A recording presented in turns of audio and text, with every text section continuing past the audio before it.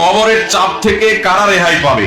একটি বক্তব্যে শুনেছিলাম কবরের চাপ নাকি সবাইকেই দেওয়া হবে। ভাইরা আমার, কবরের আযাব, বিশেষ করে কবরের প্রথম চাপ, আযাবটা শুধুমাত্র পাপিষ্ঠদের জন্যই হবে, কিন্তু কবরের যে একটা চাপ থাকবে, কবর প্রথমেই একটা চাপ দিবে।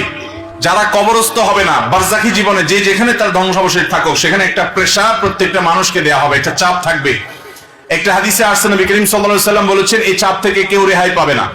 যদি কবরের চাপ থেকে কেউ রেহাই পায়, তাহলে সে সাদ ইবনে মুআজ রাদিয়াল্লাহু তাআলা একজন সাহাবীর কথা বলেছেন, তিনি পাবেন। এছাড়া কেউ কবরের চাপ থেকে রেহাই পাবে না। তবে এটা আলমুল গায়েবের বিষয়, কেমন হবে সেটা একমাত্র আল্লাহ ভালো জানেন। এটা ঠিক, যারা ঈমানদার তাদের চাপটা হবে সহনীয়, যারা বেঈমান তাদের চাপটা হবে অসহনীয়।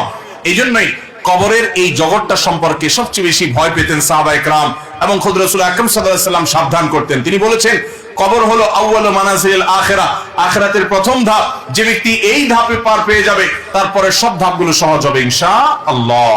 অতএব ভাইরা আমার, কবরের এই চাপ থেকে আসলেই কেউই রেহাই পাবে না। এমনকি মুসলমানদেরকেও, ইমানদারদেরকেও চাপটা দেওয়া হবে, তবে তাদেরটা কাফের এবং পাপিষ্ঠদের চাইতে ভিন্নতর হবে, সহজতর হবে, কিন্তু হবে। সে হাদিস কিন্তু আছে, তার ধরন কেমন হবে সেটা একমাত্র আল্লাহ তাআলা ভালো জানেন। এই জন্যই কবরের এই জায়গাটা নিয়ে আমাদের সব সময় চিন্তা থাকা উচিত, পেরেশানি থাকা উচিত। বিশেষ করে এই কবরের যে আযাব হবে, সওয়াল জবাব হবে, এগুলো থেকে মুক্ত হওয়ার জন্য, বিশেষ করে আযাব থেকে বাঁচার জন্য আমাদেরকে কিছু আমল করতে হবে। যেমন যারা চগলখড়ি করে, তাদের কবরের আযাবের আশঙ্কা বেশি হয়। এই জন্য চগলখড়ি ত্যাগ করা, এটা কবরের আযাব থেকে মুক্ত থাকার জন্য পূর্ব শর্ত। আরেকটা হলো পেশাব থেকে ভালো করে পরিচ্ছন্ন হওয়া, পবিত্র হওয়া। ঘর বাড়ি, জামা কাপড়, শরীর পেশাবে মাখামাখি না করা, যত সম্ভব পেশাব থেকে পরিচ্ছন্ন থাকা। কারণ নবী রাসূলুল্লাহ সাল্লাল্লাহু আলাইহি ওয়াসাল্লাম বলেছেন, ইস্তানজাহু মিনাল বাউল, তোমরা পেশাব থেকে পবিত্র হও ভালো করে। ফাইন্না আম্মাতা আযাবিল কবরি মিনহু, কারণ বেশিরভাগ কবরের আযাব পেশাবের কারণে হয়। এই জন্য পেশাব থেকে পরিচ্ছন্ন হতে হবে।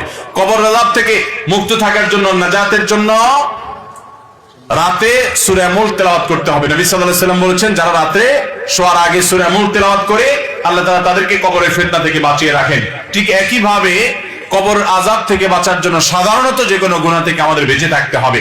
আল্লাহ তাআলা আমাদের সবাইকে সেই তৌফিক দান করুন। তাহলে ভাইরা আমার, কবরের যে চাপের কথা বলা হয়েছে, হাদিসের ভাষ্য মতে সেটা সকলকে দেওয়া হবে, এমনকি ঈমানদাররাও সেটা থেকে রেহাই পাবে না। এই জন্যই সাহাবায়ে কেরাম অনেক ভয় পেতেন কবরের জগৎ নিয়ে। এইখানে নাজাত তো বাকি সবগুলো নাজাত। আল্লাহ আমাদের সবাইয়ের কবরের জগৎটাকে সহজ করুন, এবং বারজাখী জীবনে আমাদেরকে আল্লাহ তাআলা সকল আযাব ফিতনা থেকে বাঁচিয়ে রাখুন।